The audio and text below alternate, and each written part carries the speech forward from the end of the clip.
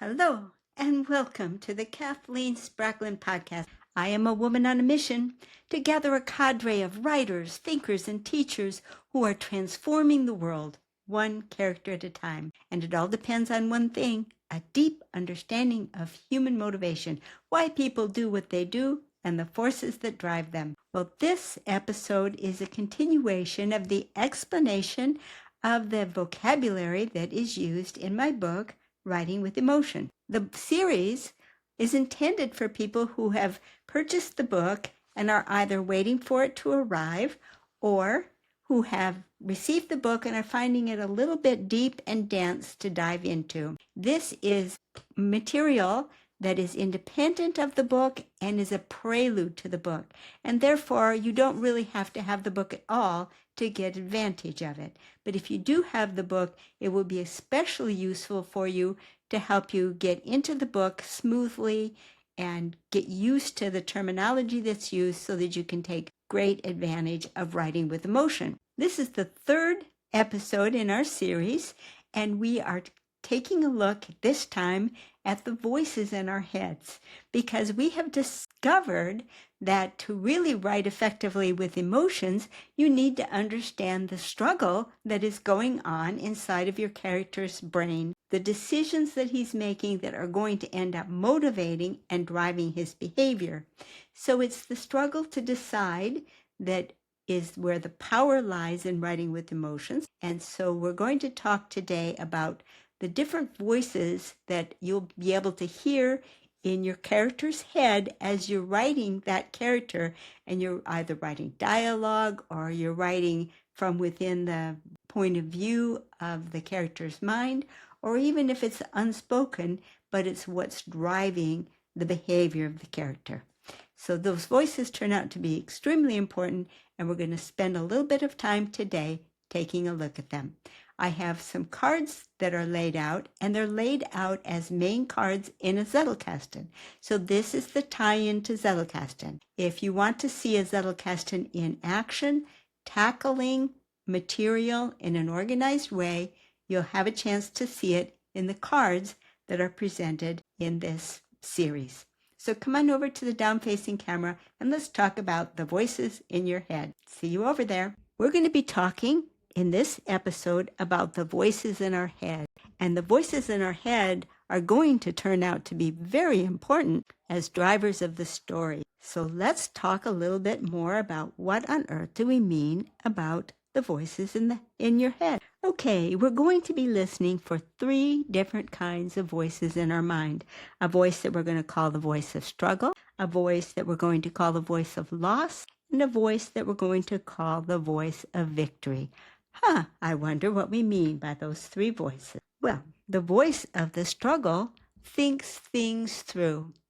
And we'll discover that for every different character trait that we're going to talk about, there is a different voice of the struggle. That's what makes the character traits different from one another. So let's get some examples so we can pin this down a bit and we're not talking all abstraction. Let's take the character trait of orderliness, for example. If we were talking about orderliness, the voice of the struggle in your character's mind might be saying things like, I will enjoy my house more if it's tidy. You see, it's just making some logical statement, thinking statement. If the character trait is moderation, the voice might be saying something like, I'll feel better about myself if I enjoy some of this chocolate cake, but I know when to stop. If we're dealing with the character trait of courtesy, for example, the voice of the struggle might say things like, little things we do to help each other smooth relationship. So it's very talky, it's very thinking, it's very much on a rather even keel with respect to the emotions that the struggle itself is bringing into the situation. Now, people differ in how much they can handle an unresolved question, so the very openness of a question might bring its own kind of stress. But let's take a look at the other voices so we can get a clearer idea of what do we mean by these different voices. Let's consider the voice of loss. The voice of the loss, now we're going to hear something really characteristic. It nags, it bullies, it beats your character down. The voice of the loss is defeatist, and it just loves to predict defeat for your character. Let's take our 3 character trait example. Orderliness. The voice of loss might be saying things like, "You'll never clean up this place. You're a mess." Won't your character love hearing that voice? The character trait of moderation. The voice of loss might be saying things like, "You can't control yourself. You're going to go overboard." Not very supportive, is that voice? What if we're talking about the character trait of courtesy? What might the voice say to our character? "Nobody's nice to you. Why should you be nice to them?" So I hope you see that the voice of loss is a real downer for your character, and it makes it hard for your character to do the right thing. Let's contrast that with our 3rd voice, the voice of victory. The voice of victory is your character's cheerleader. It encourages him. It helps him feel that he can do it. Let's go through our 3 sample character traits that we've been using. Take the character trait of orderliness. The voice of victory might say things like, "It will only take a minute to clean this up. You can do it." The voice of victory for the character trait of moderation might say something like, "The chocolate cake is delicious. Savor every small bite. Great, you can stop now." The voice of victory for the character trait of courtesy might say something like, "Oh, catch that door and give her a smile as you hold it." It's easy to see how victory and loss are very different voices. "You'll never clean up this place. You're a mess. It will only take a minute to clean up. You can do it." These 2 are easy to tell apart. The challenge a little bit will be listening to the difference between the voice of victory and the voice of the struggle. The voice of the struggle is a little more objective. Compare on orderliness. "I will enjoy my house more if it's tidy. It'll only take a minute to clean it up. You can do it." Do you see how this one is logical and more matter of fact? And this one is encouraging and promoting and helpful. So now that we've heard the 3 voices in action, let's go back to our original card where we were talking about the 3 character traits together. So each and every character trait, and we just threw out 3 for an example, you can play with this with other character traits that you can come up with readily. How about loyalty? How about generosity? How about foresight? You know many character traits if you stop and think about it. Try sounding out for yourself what the different voices might sound like for a number of character traits that you can come up with, and to play with the sounds of these voices. Because you'll find that each character trait has its own separate unique voice that's related to what that struggle is.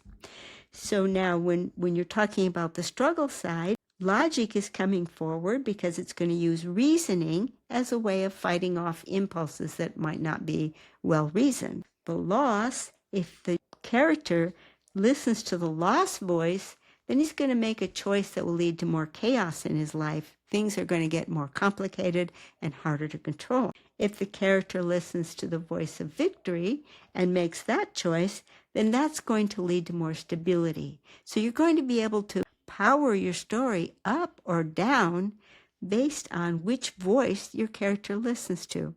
So think about that already. Right now, you have a very valuable story writing tip, and we've only spent a few minutes, less than an hour of total video time talking about these, and already you've got a powerful thing that you can do with your story for your emotions. If you need more drama in your story, present a dilemma to your character and let him listen to that voice of discouragement that you just practiced. If you want your story to settle down a bit, too much chaos going on, the story has to become a little more peaceful, let your character listen to the voice of victory.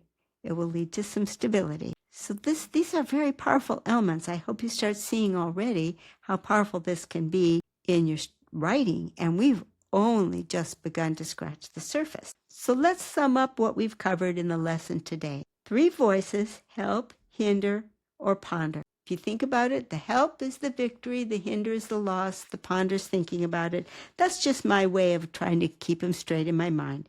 The words that you need to remember are struggle, victory, loss. So every character trait is characterized by a separate voice of the struggle. The voice of the loss nags, bullies, and beats down. The voice of victory is a support for your character.